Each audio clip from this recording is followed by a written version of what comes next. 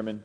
Dr. Hassel, if you could, we've got folks out there receiving this. You answered a previous question related to the foreign nations and said some of those were DOD facilities. Were they all DOD facilities? And if not DOD facilities, were all the facilities that were completely controlled by the United States government? Yes or no? No. So some of these would have gone to facilities not controlled by the United States government. How certain can we be that these folks who were receiving live samples, and I believe it was over the course we now know of like 10 years, didn't discover this before they necessarily told us and have been out there growing some of their own samples and siphoning off some? So when we're told that y'all hunted it down and you've killed or acquired all of the live anthrax, how certain of that can we be? Because it doesn't sound like to me we can be very certain if somebody was taking some of that anthrax and skimming off some of the live for use in other ways. So the non-DOD facilities that you refer to, those are some of our most trusted allies. We do many things with these allies across the board, not just for ChemBio. They're trusted, but if they wanted to do research on biological weapons, this would have given them an opportunity to acquire that, or at least to acquire the base material to start the cultures with. Isn't that true, yes or no? It's true, but they were already doing most of that work.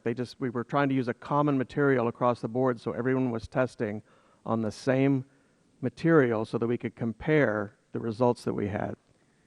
And how? But they do have those programs already.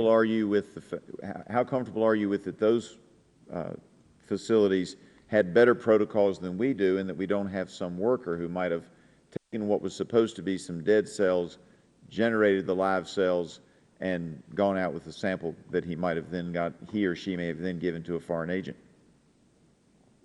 In some of those cases, they already have the material now. Like I say, this was a soon-to-be dead material, and we do have records that has all been destroyed. What you found has all been destroyed, but since it was live, there could be more than what you knew about it. Yes or no? Yes, the answer is yes. All right, let's move on. Dr. Sosin, you said that the CDC acted reasonably in tracking down the live anthrax and then securing or killing it. Dr. Cross, you indicated that you would give him a B once it was discovered, but Mr. Dembski, you didn't get notified until yesterday to investigate the problem that was discovered in May. Isn't that correct? That is correct, yes. So we've got at least 60 days since the problem was discovered before you were notified. Isn't that true? Yes. I don't consider that a B or acting reasonably. Do you?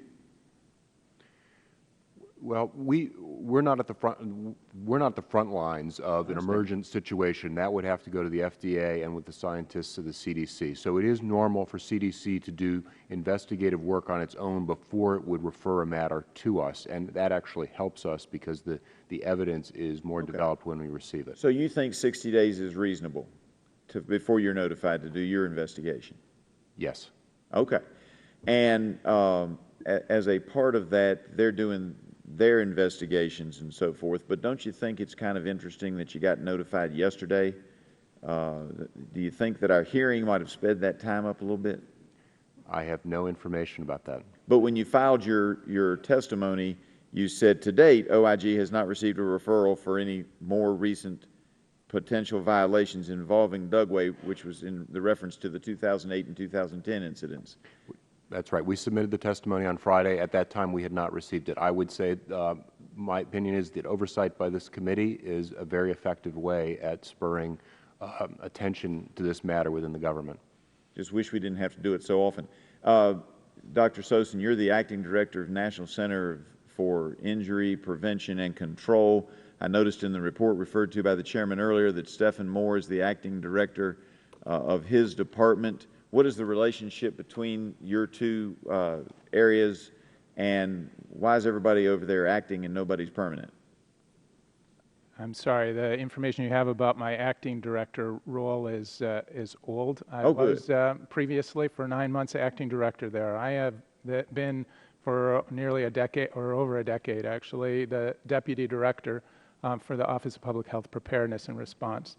Dr. Monroe, I think you're referring to, who is the acting Associate Director for Laboratory Science and Safety, is an outstanding laboratory scientist who comes from the Center of Emerging Infections. Okay. And he's in an acting role because we are trying to hire a top-notch laboratory scientist to lead the laboratory safety and science effort. And do you answer to him, or do you just work with him? I work with him. I yield back. Thank you, Mr. Chairman.